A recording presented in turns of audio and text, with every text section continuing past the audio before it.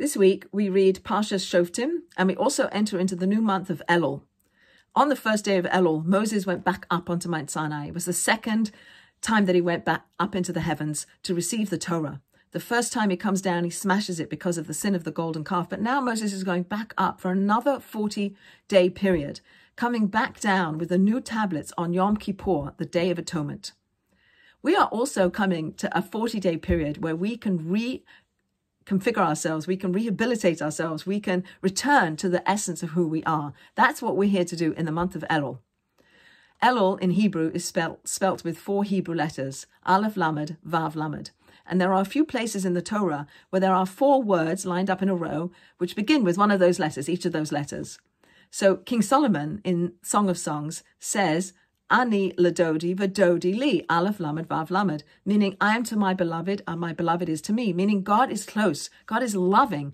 We're in a reciprocal, loving relationship with God who is immanent, who is not in the palace, not far away, but close, in the field, so to speak. So we have a closeness to God that happens in the month of Elul.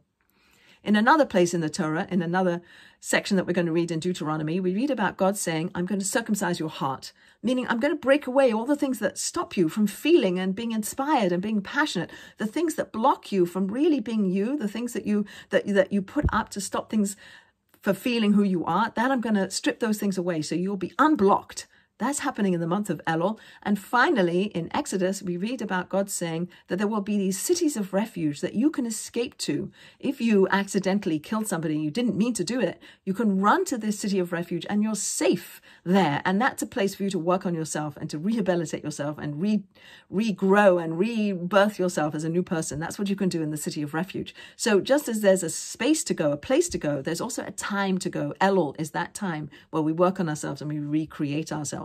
So from Elul appearing in these different places, we understand that God is close, God is loving, God is helping us to open up our hearts so we can really access who we are and have meaningful, genuine relationship with God and with each other and with ourselves. And also it's a designated place in time to go to work on that.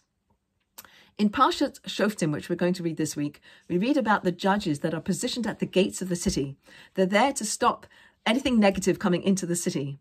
And the Sfas Emes teaches us that we also have gates into our consciousness, into our soul. Our eyes and our ears are our gates. And we have control over what we let in. What do we see? What do we look at? How do we look at those things? What do we hear? What are we listening to?